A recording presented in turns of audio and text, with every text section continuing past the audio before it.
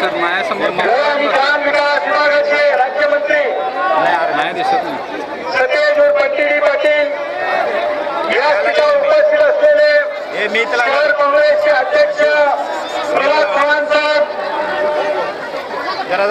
आदरणीय संजय पाटील भैया, बंटी पाटलांच्या खांद्याला खांदा लावून मतदारसंघाची काळजी आणि जनतेची काळजी घेणाऱ्या प्रतिमा वहिनी ऋतुराज पाटील, व्यासपीठावर उपस्थित महानगरपालिकेचे सर्व काँग्रेस पक्षाचे नगरसेवक, जिल्हा परिषदेचे सर्व सदस्य, वेगवेगळ्या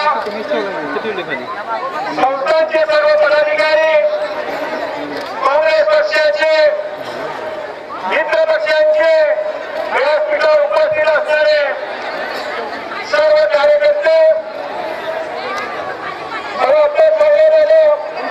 काही आमचा मित्र पक्ष राष्ट्रवादीचे काही नगरसेवक व्यासपीठावर उपस्थित आहेत आणि मोठ्या संख्येने जमलेले बंटी साहेबांच्यावर प्रेम करणारे सर्व माता भगिनी, बंधू आणि माझ्या तरुण सहकारी मित्रांनो, आपल्या सर्वांचा उत्साह आणि आपल्या सर्वांचा इथं असणारा सहभाग पाहता 15 ऑक्टोबरला होणाऱ्या मतदानाच्या दिवशी काय घडणार हे कुठल्या ज्योतिषाला विचारण्याची गरज नाही. 18 तारखेला मतमोजणी होईल. 18 तारखेला कोल्हापूरचा किल्ला विधानसभेवर बहुमताने त्या ठिकाणी निवडून गेल्याशिवाय राहणार नाही असा विश्वास आपल्या सर्वांच्या वतीने या ठिकाणी व्यक्त केला तर काही वावगं ठरणार नाही. मित्रांनो, चळवळीने काम करणारा कार्यकर्ता कसा असावा, मतदारसंघाचं हित जपणारा कार्यकर्ता कसा असावा, दीन दलित बहुजन माता भगिनी, तरुण युवक या सगळ्याला बरोबर घेऊन जाणारा कार्यकर्ता कसा असावा, तर महाराष्ट्रामध्ये आपल्याला अभिमानानं घ्यावं लागेल तो बंटी पाटलांच्या सारखा असला पाहिजे.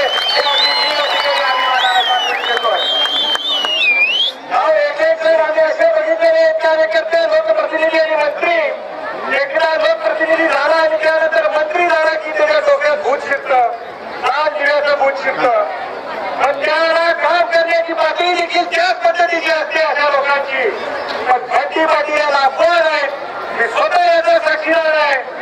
मतदारसंघातील गरीब जनतेची कुठलीही कामं असोत, मतदारसंघामधल्या कुठल्या अधिकाऱ्याकडे काम असो, कुठल्या मंत्र्याकडे काम असो, साधं काम असो, महत्वाचं काम असो, व्यक्तिगत काम असो, सार्वजनिक काम असो, अशा प्रत्येक कामाच्या मध्ये आपल्याला जे आपण लोकसेवेचं व्रत उचललेलं आहे ते बरोबर त्या ठिकाणी जेव्हा लागून त्या कामाला न्याय देण्याची भूमिका म्हणजे आजपर्यंतच्या आयुष्यात या 10 वर्षामध्ये त्यांनी जमलेली आहे. ही 5 वर्ष लोकप्रतिनिधी म्हणून त्यांच्या बरोबर त्यांच्या सहकारी म्हणून काम केलं.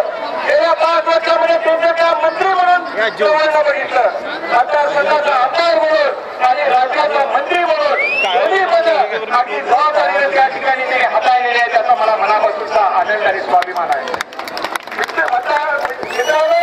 आता वेळ आपल्या सर्वांची आहे. आजपर्यंत त्यांनी गेल्या 5 वर्षामध्ये कधीही कुठलाही वेळ बघितला नाही. पहाटेची वेळ असो, रात्रीची वेळ असो, मध्यरात्रीची वेळ असो, ज्या वेळेला मतदारसंघातील कुठलाही कार्यकर्ता त्यांच्याकडे कुठलेही काम घेऊन येणार ते आणि त्यांचं कुटुंब त्या ठिकाणी त्या मतदाराच्या कामासाठी धावून गेलेलं बघितलेलं आहे. आणि म्हणून आता तुमची आणि आपली सर्वांची जबाबदारी आहे. 5 वर्ष आपण त्यांच्याकडनं अपेक्षा केली, आता त्यांची आपल्याकडनं अपेक्षा आहे. एक मत आपण त्यांना द्या. आपल्या गावात सांगा, आपल्या कार्यकर्त्यांना सांगा, आपल्या मित्रांना सांगा, आपल्या सहकार्याला सांगा की महाराष्ट्रामधला एक आम्ही बघितलेला आहे. मुंबई सारख्या ठिकाणी फिरतो, दिल्ली सारख्या ठिकाणी फिरतो, महाराष्ट्रात अनेक ठिकाणी जायची संधी येते. अनेक जण विचारतात, अहो तुमचे बंटी पाटील कोण आहेत? आम्ही त्यांच्या कामाची, आम्ही त्यांची सगळी व्याप्ती आम्ही बघितलेली आहे. म्हणून मित्रांनो, अभिमान आपल्याला पाहिजे. बंटी पाटलांच्या सारखा काम करण्याचा जबाबदार कार्यकर्ता कोल्हापूर दक्षिणला आपल्याला मिळालेला आहे, कोल्हापूर जिल्ह्याला आम्हाला या ठिकाणी मिळालेला आहे. अनेक प्रश्न सोडवण्यासाठी बंटी पाटील आपल्या समोर धावून आलेले आहेत. मित्रांनो, या ठिकाणी आपल्याला 15 दिवस या प्रचाराच्या दरम्यान आपल्याला अनेक वेळा बोलायचं आहे. आपण उद्या आपल्याला त्या ठिकाणी बसलेला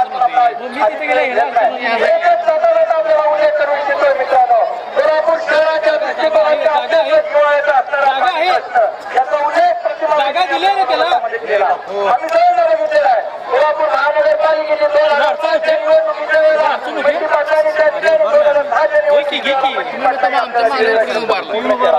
या ठिकाणी लोक म्हणतात त्या कोल्हापूर शहराला थेट मैदानाची कोणावरी करत नाही कारण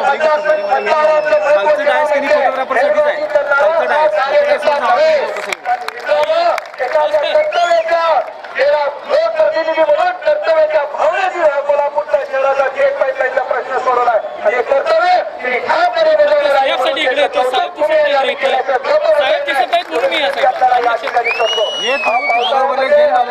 विशेष करून ग्रामीण भागातल्या जनतेला पावसाळ्याला पाऊस पडला की आपल्या शेजारी हळदण्या वगैरे उगवतात असे अनेक आता हळदण्या उगवलेले त्याकडे कुठेही लक्षात देऊ नका. आपल्या